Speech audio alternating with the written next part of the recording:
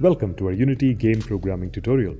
This tutorial is for those who already have some programming skills but want to improve and adapt them to suit the requirements of game development. The first module in this series will focus on brushing up your C# skills for programming in Unity. So let's dive right in and have some fun. Until not too long ago, game programming was considered a dark art which only an elite group of people were able to do. Now with modern game engines like Unity and the abundance of helpful libraries and APIs, lesser and lesser things have to be created from scratch. As a result, anyone with a good sense of programming and an ability to understand and visualize new concepts can pick up game development in a matter of time. So don't be surprised if by the end of this tutorial series, you start feeling that creating fun is more fun than having fun. To make games, we use something called game engines. You might have heard of game engines like Unity, Unreal, Rage, which powers some of the most popular games. So what is a game engine? A game engine is anything that provides you with the tools, programming environment, and libraries to help you build a game. The engine takes care of everything else, leaving you to focus only on the gameplay logic, which includes all of the mechanics needed to make a game feel like an interactive experience. Each game has different gameplay requirements, but some fundamental tasks are common across games. All you have to do is import your assets that you have created in other programs like Maya or Blender and tell the game engine when and where to display it. Most game engines also comes with a basic 3D object viewer and editor. Apart from rendering, a game engine also lets you easily move, scale, rotate and deform the objects and link these actions to input events from devices like keyboard, mouse, gamepad, etc. After you make your game objects move around, it is only natural that you would want to detect different conditions when the objects collide or interact with each other in different ways. Game engines also make this task very simple for you by providing a lot of ready-made properties. The game engine allows your object to have real-life properties like mass, friction, and so on. So basically, the engine gives you all the required functionality to create living, breathing worlds, and you simply have to code for the functionality specific to your game. What makes an engine different from an API is the fact that it is more tightly coupled with the application. Just like a car engine, the game engine is an integral part of the product and not just a service provider. However, it is possible to distinguish between the game code and the engine code since most game engines are closed source. Now let's move on to C#, which will be our language of choice for programming in Unity. C# is an object-oriented programming language developed by Microsoft as a part of its .NET platform. For those of you who are unaware of the .NET framework, it is a software framework for application development and execution, developed primarily for the Windows operating system. The .NET framework is language neutral and can be used with one of the many CLI languages, C# being the most popular. There's the framework class library, which provides essential libraries, and the code written using it is compiled to a platform-agnostic intermediate entity called the Common Intermediate Language, which is similar to the Java bytecode. The CLR, or Common Language Runtime, then compiles it to machine code. Soon after Microsoft released the .NET framework, they open-sourced the CLR, enabling third parties to develop applications for other operating systems as well. One such initiative is Mono, which has implemented its own version of the .NET framework for platforms like Linux and OS X. It has made it possible to use code bases of applications developed for .NET framework to be compiled for other platforms like Android and iOS devices and even game consoles. Unity uses the Mono framework for scripting, which means it allows us to use any Mono-supported languages for implementing gameplay logic. Unity comes with a built-in IDE called MonoDevelop, which we will be using throughout this tutorial. Apart from C#, Unity also supports JavaScript and Boo. It is important to note that Unity itself is not written in C# or any other .NET language. Rendering graphics, physics, etc. have high performance requirements, so the core game components are written in native C++, while gameplay programming is done in a higher level language like C#. The program structure for a C# source file is quite similar to that of Java, and if you have any experience in it, then you should be right at home. Let's look at what a typical C# project is made up of. Namespaces are used for segregating classes and other structures. Think of it like folders and how you use them to organize your files. You can specify the namespace a class belongs to each time you use its objects and methods, or simply declare it at the start of your C# file with the using keyword. A class declaration is done using the class keyword, followed by the class name and access specifier. In case of inheritance, a class declaration is also succeeded by a colon and the name of its parent class. An object of the class has to be instantiated before any of its fields and methods can be accessed. Methods or functions in C# are declared similarly to Java. They are to be given an access specifier, followed by the return type, name, and parameter list, if any. They can then be called by passing the parameters. Fields or variables of different data types can also have access specifiers of public, private, or protected. A public variable can be accessed using the object of the class. A protected variable can be accessed only within the derived class of this class, and private variables can be accessed only within the class itself. The actions that a program takes, like declaring variables, assigning values, calling method, and so on, are expressed in statements. Different statements can be combined to form an expression. Instead of having functions to get and set private variables of a class, C# provides us with getters and setters, which can be declared inside curly braces following a variable declaration. C# allows you to set single-line and multi-line comments to make your code more readable, and it is a good habit to include them wherever you can. This is how a simple C# program looks like.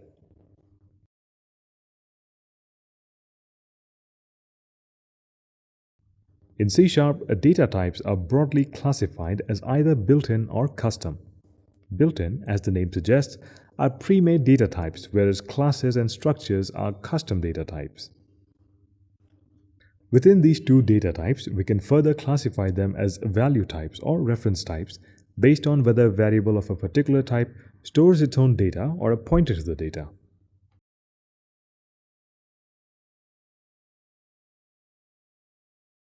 To instantiate a new object, we specify the class name followed by the object name and then call the default constructor preceded by the new keyword. It is interesting to note that the object type is the base class of all the other data types. Also, the C# object is different from a Unity object. In C#, arrays need to be first declared and then instantiated. Note that unlike C or Java, C# doesn't allow the square brackets to be after the array name.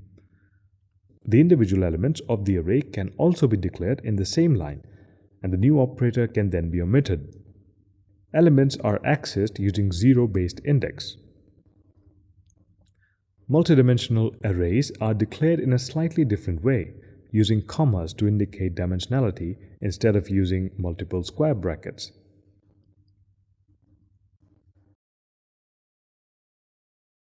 Enums are declared using the enum keyword, followed by a set of named constant called the enumerator list inside curly braces. By default, the first enumerator has the value 0, which you can explicitly change, and the value of each successive enumerator is increased by 1. Let's talk more about functions in C#. No access specifier makes the function private, which can then be called only from an object of the class. However, static functions can be accessed directly using the class name. You can declare the output of a function along with the parameters using the out keyword. Note that if you don't assign a value to an output parameter, you will get compiler error. We can also have default parameters in a function, so while calling the function, you don't need to pass a second parameter. While developing games within Unity, you would be required to invoke functions after a certain period of time. For that, we can use the invoke function, which takes two arguments, the name of the function to be called as a string and a float parameter indicating the number of seconds after which the function should be invoked. Functions can also be made into a template. This is done by declaring a function without any data type and adding a variable within angled brackets after the function name. This variable will be replaced by the type of the passed parameter at the time of calling. In C#, we have Boolean, arithmetic, assignment, negation, logical, and binary operators, which can be used to form statements and expressions. Here's a list of operators along with their precedence. Operators within each group have equal precedence. For detailed information on all the operators, you can refer to the C# documentation over at the Microsoft Developer Network. However, let us take a quick look at some important ones. A statement or expression inside the parentheses is evaluated first, and the result is used for the rest of the statement. Square brackets are commonly used in array operations. Plus plus and minus minus are used just like in C or Java, and their position in an expression matters. That is, you'll get a different result depending on whether they are prefixed or postfixed. Although the new operator is commonly followed by a constructor, in Unity, we will hardly be working with constructors and destructors. Unary negation operator differs from not operator, which is only used in Boolean expressions. Comparison operators are used in conditional statements. Boolean and Boolean or operators are also used in conditional statements. Then we have the assignment operators, which can be combined as a shortcut. And remember, double equal signs checks for equality, while a single sign assigns value. Lastly, we have our basic arithmetic operators. There are primarily three types of loops in C#. As long as the Boolean expression following a while loop returns true, the code block keeps executing. The for loop is basically a more elaborate while loop. The for each loop is a specialized for loop used to cycle through elements in an array. It is easier to write than a for loop and it is a good example of syntactic sugar. Now let's discuss the object-oriented features of C# like inheritance, polymorphism, reusability, encapsulation, along with some data structures commonly used in Unity game development. C# supports inheritance, through which one class implements the features of another class. It is important to note that C# does not support multiple inheritance. However, it does support implementing multiple interfaces. An interface is like a stripped-down class, which contains only signatures of functions. Classes which inherit an interface must implement its methods. C# supports static as well as dynamic polymorphism. Static polymorphism is also known as function overloading, where a function with the same name has multiple implementations with different set of parameters. This allows different behaviors for a function based on the parameters passed to it. Dynamic polymorphism is about function overriding. This comes in handy when we want to call a function of the derived class and not of the base class. We declare the function to be overridden in the base class with the virtual keyword, and then declare the function in the derived class with the override keyword. In C#, a common way of communication between one module and another is by using events. An event can have multiple subscribers that are informed each time an event is fired. The publisher class publishes the event, and the subscriber classes subscribe to it. To be able to publish and use events, we need delegates. A delegate is basically a container for holding references to functions. To create a delegate object, we use the delegate keyword and then a function signature, which includes a return type, function name, and the list of parameters. The function name in this case becomes the delegate name.